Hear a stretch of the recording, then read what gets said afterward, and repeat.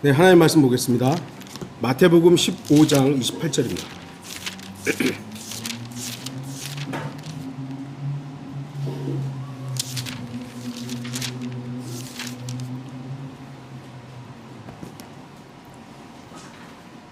마태복음 15장 28절입니다. 제가 말씀을 읽도록 하겠습니다.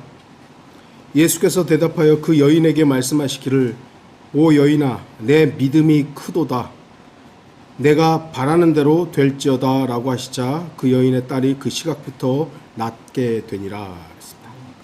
오늘 말씀의 제목은 큰 믿음의 조건입니다. 두 친구가 온실을 이렇게 걸어가고 있어요. 온실을 이제 함께 걸어가다가 다른 여러 개의 화분으로 덮여 있는 작은 화분을 보게 된 거예요. 그때 친구가 다른 친구에게 말합니다. 이보게 내가 왜 이 작은 화분의 주위를 어둡게 해 놓았는지 자네는 알겠나? 아니 잘 모르겠는데. 그러자 그 친구가 살며시 웃으면서 그것은 말이야 더 깊이 뿌리를 내리라고 그렇게 한 것이라네 얘기를 했습니다. 좀 이상할 수도 있습니다만 저도 집에서 이제 화분 몇 개를 키웁니다만 뭐 이렇게 일부러 막 어둡게 하고 그러진 않아요. 그냥 해 잘 드는 데 놓습니다만 뭐 이런 전문적으로 키우시는 분들은 아마도 뿌리를 더 깊이 내리기 위해서는 그 주위를 어둡게 해야 될 필요가 있다고 하는 것 같습니다. 이처럼 하나님께서는 고난을 통하여 성숙한 그리스도인이 되게 하신다는 것은 사실입니다. 고난은 그리스도인의 믿음을 성숙하게 하는 양분과 같습니다. 시련과 박해는 그리스도인의 믿음을 형성하는 토양이 될 수 있습니다. 디모데후서 3장 12절 실로 그리스도 예수 안에서 경건하게 살고자 하는 모든 사람은 박해를 받을 것이라. 제가 이 구절을 항상 인용하면서 말씀드리지만 경건하게 살고자 하지 않으면 박해 안 받아도 돼요. 박해가 난 박해 받기 싫어. 그러면 경건한 삶 안 살고 그냥 세상 사람하고 똑같이 살면 돼요. 물론 설교자로서 여러분에게 여러분 경건하게 살아야 됩니다. 우리는 예수 그리스도를 사랑하면서 정말 거룩하게 살아야 됩니다. 저는 당연히 그렇게 설교해야 되고 저 역시도 그 부분들을 추구합니다. 그러나 그 선택은 여러분이 하는 거잖아요. 누가 억지로 자녀들이 어렸을 때는 부모가 좀 억지로 할 수 있습니다만 20살 넘은 성인들은 뭐 억지로 할 수가 없어요. 그리스도인의 경건한 삶에는 반드시 박해나 어려움이란 요소가 있다는 것을 주목하십시오. 경건한 삶, 예수 그리스도 하나님을 따라가는 그 모습에는 그것은 세상이 결코 용납할 수 없는 부분들이 있어요. 그러니까 당연히 찝적되는 것이죠. 하나님께서는 우리가 주님을 믿는 믿음 안에서 깊이 뿌리를 내리도록 주님께서 사용하실 수 있는 모든 것을 사용해서 우리의 믿음을 굳건하게 해 주시기를 원하십니다. 비록 지금 당장 삶이 어렵고 고통스럽다 해도 그것이 우리의 믿음을 깊이 뿌리 내리게 하기 위한 하나님의 뜻이라는 것을 알게 된다면 우리는 그 모든 고난이나 고통을 이겨내게 될 것입니다. 하나님 날 사랑하셔서 이런 거구나. 하나님께서 어떤 이유가 있어서 나를 이렇게 다루셨구나. 여러분 그거 간증하실 수 있잖아요. 그래서 우리는 전적으로 주님만 의지하게 되는 신앙생활을 하게 됩니다. 이게 하나님 뜻이구나. 하나님의 의도였구나. 왜 나에게 이러한 어려움과 고난과 고통이 있는 것인가? 왜 성도에게 고난이 있는가? 바로 욥의 질문이었습니다. 우리 욥기 읽어보면 왜 하나님, 우리가 욥은 불평 안 했습니까? 하나님을 저주하지 않은 거지 불평했어요. 엄청 불평합니다. 시편에도 우리가 보면은 제가 여러분들 기도할 때 하나님 앞에 여러분의 어려움을 토로하라 그랬잖아요. 시편에도 보면 다윗뿐만 아니라 다른 시편 기자들도 하나님 앞에 쉽게 얘기해서 하나님 나 힘들어요. 힘들어 죽겠어요. 그거 얘기하거든요. 그게 자녀이기 때문에 하는 겁니다.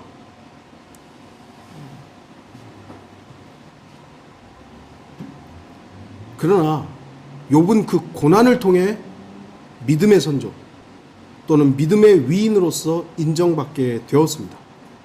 만일 욥에게 고난이 없었다면, 그러한 고난이 없었다면 욥기도 없었을 수 있는 것이고요. 그의 믿음은 그토록 크게 드러나지 못했을 것이고 욥이라는 인물이 알려지지도 않았을 겁니다. 우리는 많은 신앙의 위인들을 알고 있습니다. 물론 우리가 그들의 이름을 모두 아는 것은 아니지만 그래도 어떤 사람들이 믿음의 사람이라고 불렸는지는 압니다. 여러분들 믿음의 사람이라고 불린 사람들을 가만히 보면 그냥 뭐 쉽게 얘기해 교회 다니다가 친구들하고 어울려서 막 죄 짓고 다니는 그런 사람은 우리가 저 사람 신실하고 믿음의 사람 그러진 않잖아요. 뭔가 있는 거예요. 뭔가. 그들은 대부분 고난을 이겨내고 고통의 터널을 지나온 사람들입니다. 십자가 없는 면류관이 없듯이 고난 없는 믿음의 성장도 없음을 알아야 됩니다. 오늘 본문의 여인은 가나안 여인입니다. 마가복음 7장을 보면 이 여인은 헬라인이고 수로페니키아 종족이라고 기록되어 있습니다. 이걸 통해서 알 수 있는 것은 이 여인은 당연히 이방인이죠. 이방인이에요. 또 수로페니키아라는 것을 보면 함족 출신의 흑인이었음을 알 수 있습니다. 네. 인종적으로 그렇다는 거죠. 민족적으로. 이 여인은 주님으로부터 정말 냉대를 받았고 참을 수 없는 모욕을 받습니다. 마태복음 15장 24절에서 27절 보면 주께서 대답하여 말씀하시기를 나는 이스라엘 집에 잃어버린 양 외에는 보냄을 받지 아니하였노라. 야, 나는 이스라엘 민족 유대인한테만 왔지 너 이방인이잖아. 나는 너한테 할 일이 없어. 그 여인이 와서 주께 경배드리며 말씀드리기를 주여 나를 도와주옵소서라고 하더라. 주께서 대답하여 말씀하시기를 자녀들의 빵을 가져다가 개들에게 던져주는 것이 옳지 않도다라고 하시니 그 여인이 말하기를 이게 뭔 말이야? 넌 개다라는 거잖아요. 넌 개야. 나는 자녀들을 위해서 빵을 주는 거지 개한테는 안 줘. 라는 겁니다. 그 여인이 말하기를 그러하옵니다. 그렇습니다. 나 개입니다. 나 개예요. 주여 그러나 개들도 그들 주인의 식탁에서 떨어지는 부스러기를 먹나이다. 아 이게 대단하지 않습니까? 하나님의 선택된 백성인 유대인들의 관점으로 보면 지금 예수 그리스도의 이 말은 틀린 말은 아닙니다. 유대인의 관점으로 봤을 때는. 실제로 이스라엘 백성들은 이방인들을 개돼지로 여겼고 아주 그냥 아래로 봤죠. 사람으로 취급을 안 했단 말이죠. 그러나 이 이방 여인에게 예수님의 태도는 참으로 큰 고통이요 고난이었습니다. 왜냐하면 이 여인은 지금 갈급해서 딸과 생명의 연관해서 지금 예수님께 왔어요. 어떻게 왜 왔겠어요? 예수님 소문 들었을 거 아니에요. 예수님은 어떤 분 사랑이 넘치시고 뭐 오는 사람들을 마다하지 않고 다 고쳐주시고 막 오는 사람들한테 뭐 다 고쳐주신다고. 아 이분이라면 내가 가능하겠구나. 그리고 찾아온 거예요. 그런데 자신이 들었던 소문과 완전히 다른 거잖아요. 아 이분이라면 내 딸의 병, 내가 비록 이방인이지만 이방인은 유대인한테 가면 안 되지만 내가 가면 그래도 이분은 들어주실 거야. 그런데 이분은 야, 걔 저리 가. 이러고 있는 거예요.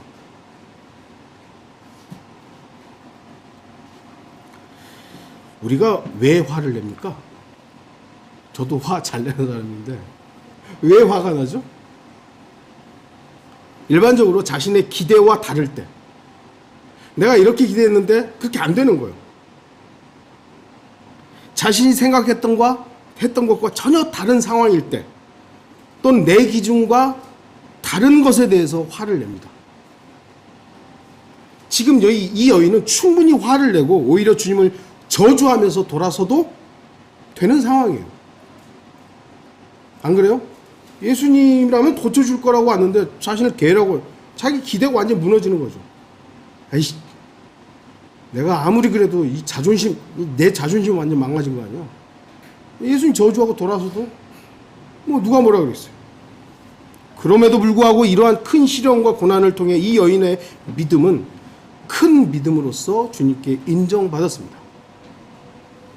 왜 이 여인은 주님의 그 무시와 냉대를 받으면서도 일반적인 반응을 보이지 않았겠습니까?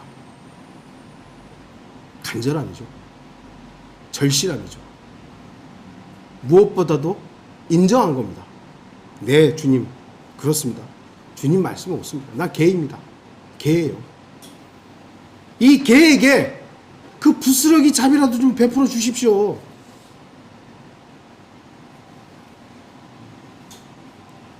이 여인은 자신이 누구인지 정확하게 알았고 자신이 이런 냉대를 받아도 된다는 것을 인정한 거예요. 주님이 이렇게 냉대하는데 예, 맞습니다. 나 그 개입니다. 개. 맞아요.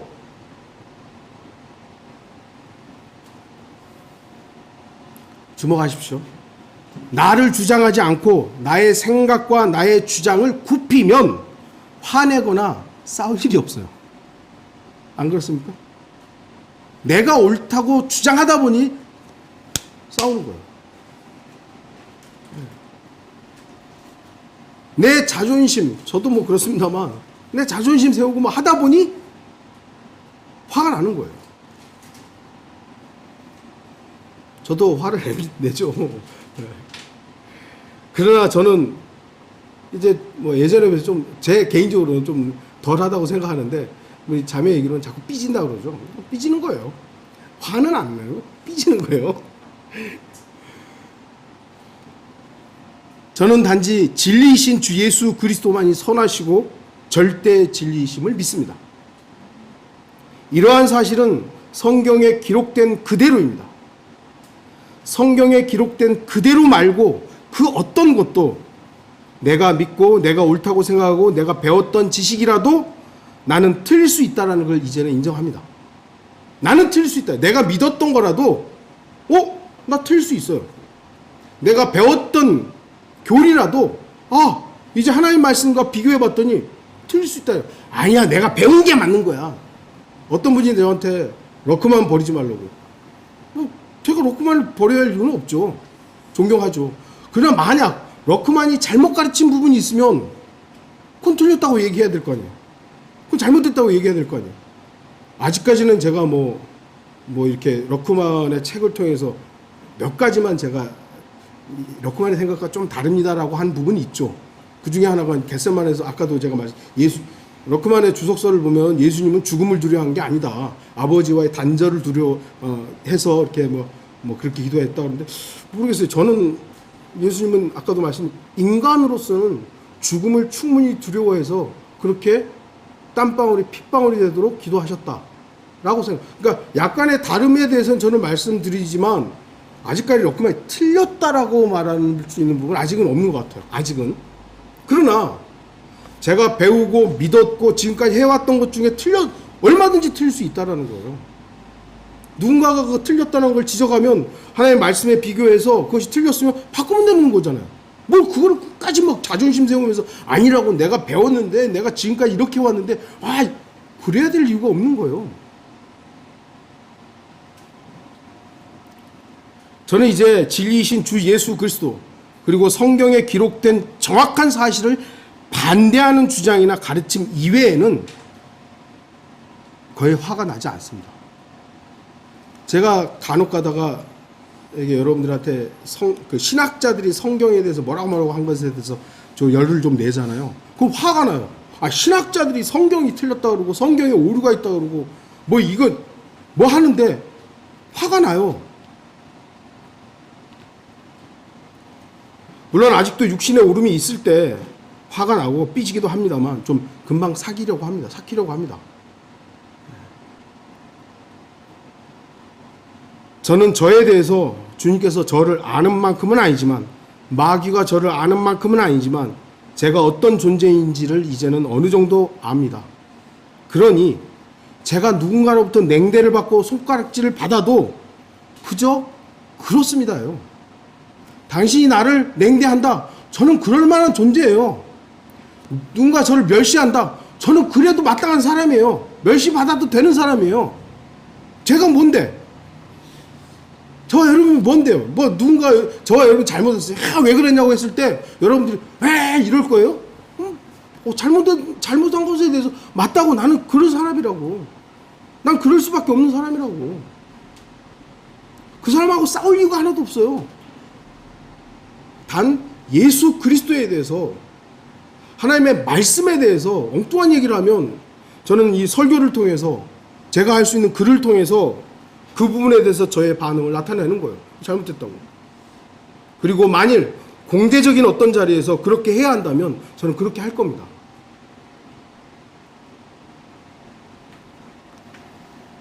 이 여인은 자신의 위치를 인정한 거예요. 네, 게이입니다. 우리는 어떻습니까? 우리도 누군가로부터 비난받고 누군가로부터 지적질 당할 때 예, 맞아요. 난 그런 사람이에요. 그럼 싸울 일도 없고 화날 일도 없습니다. 맞습니다.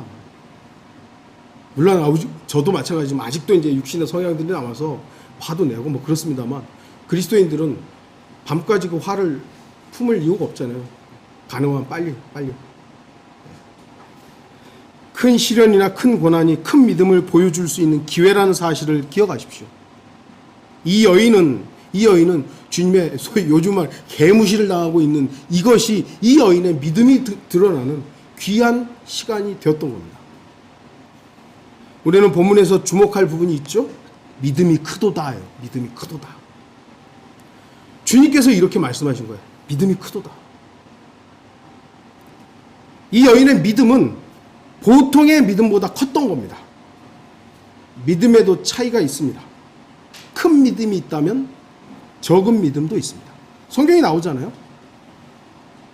마태복음 6장 30절 오늘 있다가 내일 아궁이에 던져질 들풀도 하나님께서 이처럼 입히시거늘 오 너희 믿음이 적은 자들아 그분께서 너희를 더욱더 잘 입히지 아니하시겠느냐. 마태복음 8장 26절 주께서 그들에게 말씀하시길 오 너희 믿음이 적은 자들아 어찌하여 두려워하느냐 하시고 일어나서 바람과 바다를 꾸짖으시니 아주 조용해지더라. 마태복음 14장 31절 예수께서 곧 손을 내밀어 그를 붙드시고 그에게 말씀하시기를 오 믿음이 적은 자야 어찌하여 의심하였느냐 하시니라. 마태복음 16장 8절 예수께서 이를 아시고 그들에게 말씀하시기를 오 너희 믿음이 적은 자들아 어찌하여 너희가 서로 의논하느냐 빵을 가져오지 않았기 때문이냐. 분명 주님께서는 적은 믿음에 대해서 책망하셨습니다. 믿음이 적다고. 주목하십시오. 믿음이 적다는 것은 믿음 자체가 없는 것은 아니죠. 물론 주님께서는 마태복음 8장 26절에 오 너희 믿음이 적은 자들아 라고 하셨고 이 똑같은 상황에서 마가복음 4장 40절에서는 어찌하여 너희는 믿음이 없느냐 라고 말씀하십니다. 그러니까 똑같은 상황에서 마태복음에서는 믿음이 적다라고 표현했는데 마가복음에서는 믿음이 없다라고 말씀하시죠. 분명 적은 믿음은 결과적으로 믿음 자체가 없어져 버리는 지경에 이를 수 있다는 것이죠. 믿음이 적었던 어떤 상황에서 그것이 차츰차츰 어떤 경우에는 믿음이 아예 없어져 버리는 경우예요. 이게 있는 겁니다.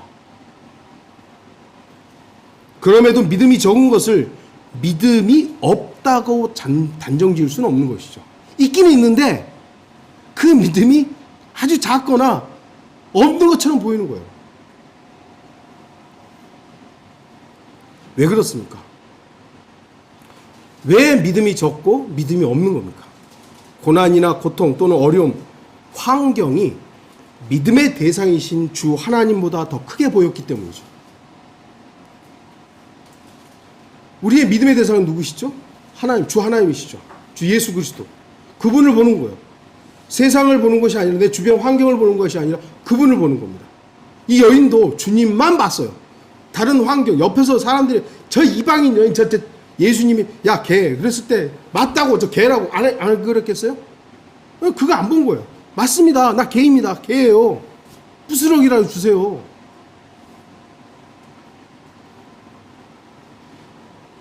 주님이 먼저 보이는 것이 아니라 다른 게 먼저 보이니까 믿음이 확 쪼그라들고 그러다가 이 믿음이 없어져 버리는 거죠. 내 자존심이 하나님보다 앞서면 믿음 없습니다. 내 믿음보다 자존심인데요. 뭐. 박해가 더 커 보이면 믿음의 결단은 멈추는 겁니다. 화영장에 불구덩이가 있고 사자들이 있는데 거기에서 너 어떻게 할래? 했을 때 이게 더 커 보이면 믿음? 아니 나 안 믿을래요. 안 믿을래요. 되는 것이죠.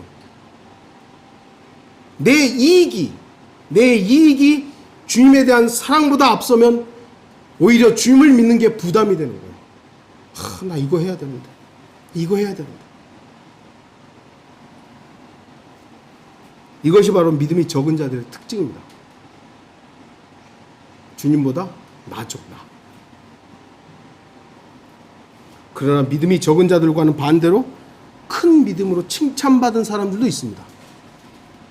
마태복음 8장 5절에서 13절에는 백부장이 나오죠. 마태복음 8장 10절에 예수께서 이 말을 들으시고 놀라워하시며 따르는 사람들에게 말씀하시기를 진실로 내가 너희에게 말하노니 이스라엘에서는 이처럼 큰 믿음을 본 적이 없나니 결코 없도다. 큰 믿음이라고 백부장은 칭찬을 받은 겁니다. 마태복음 9장 22절 예수께서 돌아서서 그녀를 보시고 말씀하시기를 따라 안심하라 내 믿음이 너를 낫게 하였도다 하시니 그 여인이 그 시각부터 낫게 되니라. 마태복음 20장 29절에서 34절에 보면 소경 바디메오의 믿음이 나오죠. 그들은 다른 사람들도 가지고 있는 믿음이었어요. 근데 이들에게는 더 험난한 과정이 필요했어요. 백부장은 자신의 지위가 있잖아요. 지위. 이게 걸림돌이에요. 야, 내가 백부장인데 예수 오라 그래서 할까? 충분히 그럴 수 있는 지위거든요. 근데 그걸 내려놓은 거예요. 기록은 좀 다른데 어떤 경우는 이제 백부장이 직접 가고 다른 경우에서는 장로들을 보내고 이제 이런 거죠. 자기 지위가 그걸 내려놓고 주님 앞에 요청한 거예요.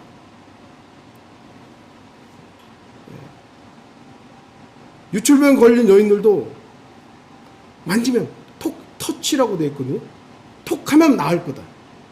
톡. 다른 사람들 막 이러고 주님 서 계시는데 얼마나 밀고 했겠어요. 근데 그 사람들한테는 그 믿음이 없었던 거예요. 근데 그 여인은 톡 하면 나을 거다. 톡 하면 나을 거다. 그 모든 역경들을 이겨내고 가는 겁니다. 바디메오도 마찬가지예요. 소경도 주야 다윗의 아들이야 부르잖아요. 큰 믿음과 작은 믿음에 어떤 차이가 있습니까? 여러분은 큰 믿음과 작은 믿음의 차이가 뭐라고 생각하십니까? 뭐 여러 가지가 있겠지만 분명한 것은 큰 믿음 앞에는 큰 시련이 있다라는 겁니다. 큰 어려움이 있다는 겁니다. 큰 시련이나 큰 고통, 큰 어려움, 어떤 난관, 극심한 박해 등등 큰 믿음 앞에는 거의 예외 없이 큰, 거대한, 극심한 뭔가가 있는 거예요. 바로 그러한 큰 고통이나 시련이 큰 믿음을 잊게 했던 겁니다. 큰 믿음은 그냥 얻어지는 것이 아닙니다.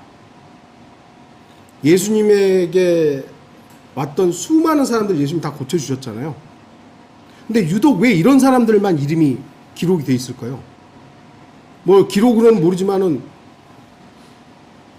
기록에는 안 나와 있습니다만 수천 명이 와서 오병이의 기적도 경험했고 또 많은 사람들이 와서 10명의 문둥병자 가운데 또 9명은 그냥 하고 1명만 왔지만 고침받은 사람이 이 기록된 사람보다 훨씬 많을 거 아니에요. 그런데 왜 하나님께서는 유독 이런 사람들만 기록했을 것인가? 다시 말씀드리지만 이 사람들의 믿음이 다른 사람들의 믿음보다 컸기 때문이죠. 고난이 있었고 그 고난을 주님 앞에 이겨냈기 때문에 주님으로 인해서 이겨냈기 때문이죠.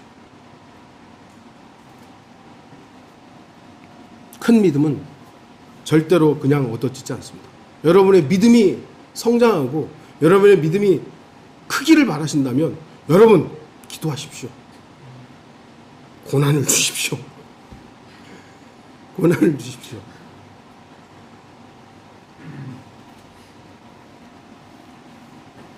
물론 작은 믿음이라고 해서 소홀히 여기거나 무시되어야 한다는 건 아니죠. 작은 겨자씨 하나만한 믿음이 얼마나 대단한가를 우리는 성경을 통해서 압니다. 그것을 우리는 부인할 수는 없습니다. 그러나 주님께서는 특별히 어떤 사람들의 믿음, 그 큰 믿음을 칭찬하셨고 성경은 그들의 믿음을 큰 믿음이라고 기록으로 남겨놓은 겁니다. 예수 그리스도의 주의로 수많은 병자들이 찾아왔고 고침을 받았습니다. 그들도 믿음이 있었고 그 믿음대로 병에서 고침을 받기도 했습니다. 그러나 유독 큰 믿음이라고 칭찬하셨던 사람들을 살펴본다면 무언가 그들에겐 큰 시련과 큰 바위가 있었고 큰 어려움이 있었고 큰 난관이 있었던 사람들이라는 것을 우리가 알 수 있습니다. 여러분 어떤 믿음을 소유하고 있습니까? 작은 믿음도 소중합니다. 그러나 하나님께서 자신의 책에 기록하실 만큼 큰 믿음은 분명한 가치가 있고 의미가 있습니다. 주님은 작은 믿음 물론 제자들이나 그 주위에 있었던 사람 책망하시긴 했지만 그는 특별히 주님께서 부르셨고 그 일들을 위해서 부르셨는데 안 하니까 그런 것이지 작은 믿음 자체를 주님께서 너 왜 작은 믿음 가졌어? 라고 책망한 건 아니거든요. 그럼에도 주님께서는 믿음이 큰 사람들에 대해서 유독 칭찬하시고 이스라엘에도 없는 믿음다 라고 말씀하시는 것이죠. 그렇다면 그리스도인들은 어떠해야 합니까? 아이 그래 난 작은 믿음으로도 괜찮아요. 이게 아니라는 거죠. 우리의 믿음은 성장해야 되고 큰 믿음을 주님 앞에 구해야 합니다. 주님 저의 믿음을 늘려주십시오. 그런데 이 믿음을 늘려달라고 하는데 다시 말씀드리지만 이 큰 믿음의 조건에는 큰 고난이 있는 거예요. 아, 난 고난 받기는 싫어요. 근데 믿음은 크고 싶어요. 그거는 그 자기 생각일 뿐이에요. 내 욕심일 뿐이에요. 하나님의 법칙은 자신의 믿음이 주님 저의 믿음을 늘려주십시오. 늘려주십시오 한다면 반드시 과정이 있다는 것을 여러분들이 염두에 두어야 합니다. 시련이 두렵고 무섭기 때문에 큰 믿음을 포기하려는 사람들도 있을 겁니다. 그래서 배교자들이 나왔고 그래서 배를 위해서 사는 그리스도인들도 있고 데마와 같이 세상을 사랑해서 떠난 사람들도 있어요. 그러나 저와 여러분이 그래서는 안 되는 것이죠. 큰 믿음이 하나님의 위대한 일들을 행하게 합니다. 하나님께서는 그 믿음을 통해서 일하시고 믿음을 기뻐하시잖아요. 그래서 우리는 큰 믿음을 달라고 주님 앞에 어떻게 보면은 그 연결되는 거지만 주님 제가 큰 시련도 주님의 이름으로 이겨내겠습니다. 그것과 같은 말이죠. 다시 말씀드리지만 우리가 믿음의 대상으로 삼고 있는 하나님만 바라보면 옆에 것들은요 그게 파도가 됐든 큰 바위덩이가 됐든 안 보일 수 있어요. 근데 믿음의 대상이신 주 예수 그리스도를 바라보지 않고 다른 걸 보니까 그게 커 보이는 것이죠. 루터는 보름스 의회로 발걸음을 옮기기 위해 자신의 믿음을 나타냈습니다. 당시에 여러분들 로마 카톨릭 어땠습니까? 사람의 생명을 왔다 갔다 하는 그런 지금은 그렇게 안 하는 것 같지만요. 지금도 그 뒤 세력들로 검은 예수회라든지 일루미나이트라든지 이런 세력을 통해서 지금 적그리스도의 일들을 지금 다 준비하고 있습니다만 예전에는 그 눈에 보이게 그 일들이 나타났단 말이죠. 왕도 뭐 가차없이 끌어내리고 마녀, 이게 마녀야 그러면 가짜다 그냥 사람 죽이고 이게 그냥 흔했던 일들이잖아요.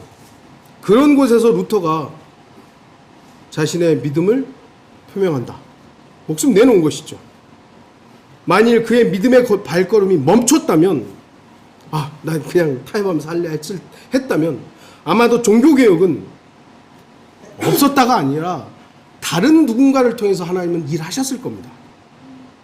다른 누군가를 통해서 하셨을 겁니다. 루터의 큰 믿음 앞에는 로마 카톨릭이라는 거대한 마귀의 세력이 가로막혀 있었습니다. 그러나 루터는 자신이 가지고 있는 믿음을 절대자이신 하나님을 향해 나타냈고 그 결과는 결국 하나님의 위대한 능력으로 드러나게 되었던 것입니다.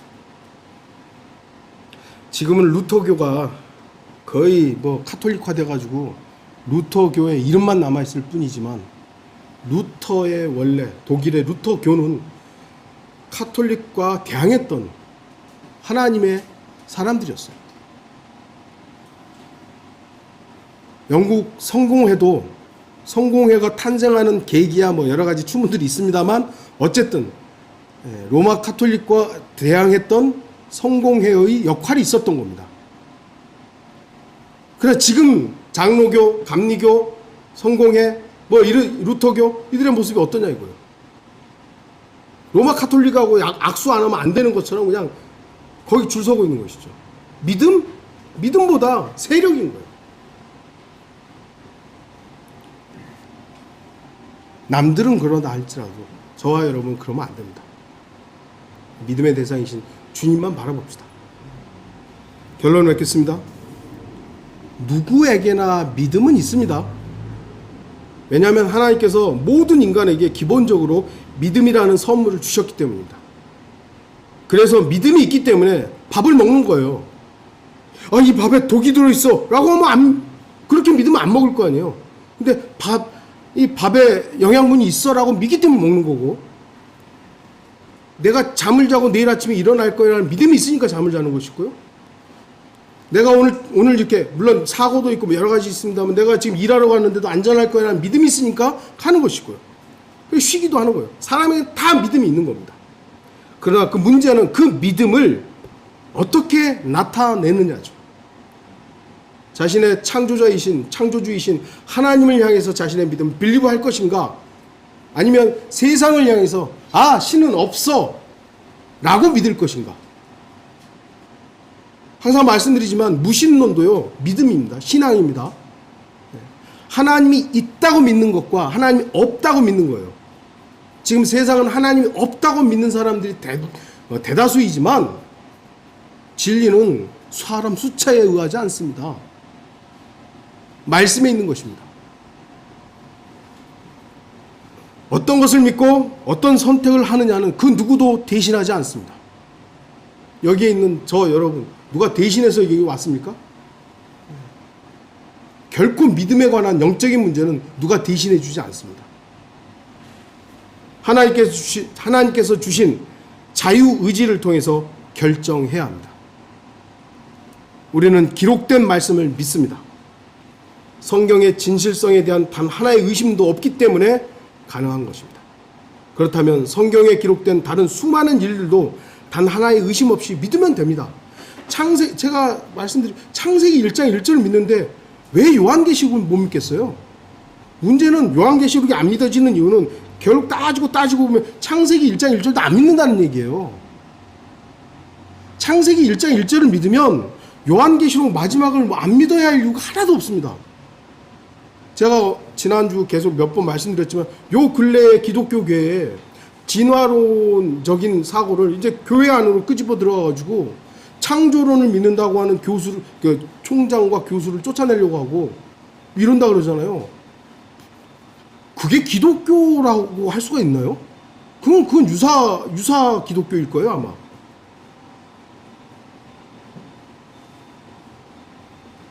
우리가 그것을 기록된 그대로를 믿는다고 말하면 이 시대는 광신도라고 할지 모르지만 우리가 믿는 것은 믿음인 겁니다. 그리고 주님께서 기록된 대로 믿는 이 사람들에게 잘했다. 그게 당연한 거지만 이 시대에는 큰 믿음으로 보여지는 것이죠. 사실은 그게 평범한 믿음인데 말입니다. 그러나 우리의 이 믿음이 드러나기 위해서 하나님께서는 어두운 그림자를 사용하시기도 하고 시련과 고난을 사용하시기도 합니다. 어떤 누군가로부터 우리가 이단이라고 불리기도 하고 광신도라고 불릴 수도 있고 여러 가지로 불릴 수 있을 겁니다. 그러나 큰 어려움이 있어야 우리의 믿음의 분량이 얼마나 되는지 알 수 있기 때문입니다. 고난이 없을 때는 누구나 큰 믿음을 가지고 있는 것처럼 보일 수 있습니다. 그리고 큰 믿음이 닥쳤을 때 진정한 믿음은 드러나게 되어 있습니다. 감사하게도 우리 교회에 여러 가지 일들이 있었습니다만 그 가운데 믿음을 떠난 사람들도 있죠. 안타까워요. 근데 그래도 고마운 건 우리 교회는 아니지만 다른 지역교회, 뭐 심지어는 일반 교회, 뭐 일반 교회 다니면 뭐 우리가 저주해야 됩니까? 그래야 돼요? 예전에는 그랬는지 모르지만 이젠 저주할 게 아니잖아요. 축복하고 주님 안에서 가능하면 우리가 주님 안에서 교제하기를 바라고, 뭐 기회가 되면 우리 교회로 다시 회복되면 더 좋겠고, 그러나 그렇게 안 된다 할지라도 우리가 아는 그분이 구원받은 그리스도인이라면 우리가 다른 교회 다닌다고 해서 그분을 저주해야 될 이유가 뭐가 있어요? 위에 가서 안 만날 거예요? 막 저주해놓고 위에 가서만 미안해. 얼마나 이상한 거예요.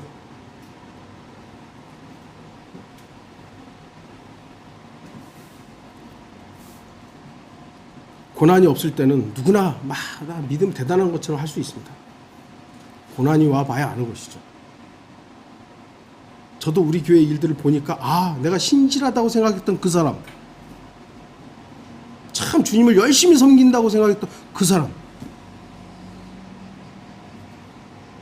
드러납니다. 많은 사람들이 주님을 향한 열정을 내세우고 말합니다. 그러나 결정적인 헌신의 순간이 오면 머뭇거리거나 망설이다가 물러섭니다. 그렇게 됨으로 인해 믿음의 성장은 이루어지지 않고 계속 그 자리에 머뭅니다. 하지만 주님을 향해 앞으로 나아가지 않으면 그 멈춤은 믿음의 퇴보임을 여러분들 기억해야 됩니다. 믿음은요, 주님을 향해 나아가는 겁니다. 그렇지 않고 가만히 있으면서 나는 그래도 예수님 믿어. 하지만 내가 그냥 앞으로 나가지 않는 것 뿐이야. 아니요, 그거는 퇴보하는 겁니다. 그거는 작은 믿음에서 결국은 믿음이 없어지는 겁니다. 고난이 당시에는 크고 힘들고 어렵지만 그 고난을 통해 우리의 믿음이 큰 기쁨의 조건이 된다는 사실을 기억하시기를 바랍니다. 베드로전서 4장 12절 13절 제가 여러분에게 나눠드리진 않았습니다만 제가 읽고 마치도록 하겠습니다. 사랑하는 자들아, 너희를 연단시키려는 불같은 시련에 관하여 너희에게 어떤 이상한 일이 일어나는 것처럼 이상하게 여기지 말고 도리어 너희가 그리스도의 고난에 참여하는 자들이 되는 것이니 즐거워하라. 이는 그의 영광이 나타나실 때 너희도 큰 기쁨으로 즐거워하게 하려 함이니라.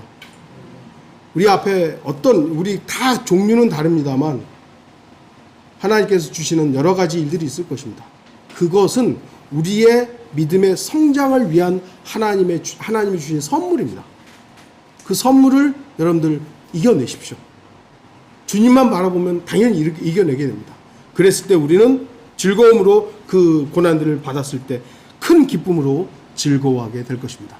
주님을 만났을 때 큰 기쁨으로 즐거워하는 우리 베델 성도들이 되기를 바랍니다. 기도하겠습니다.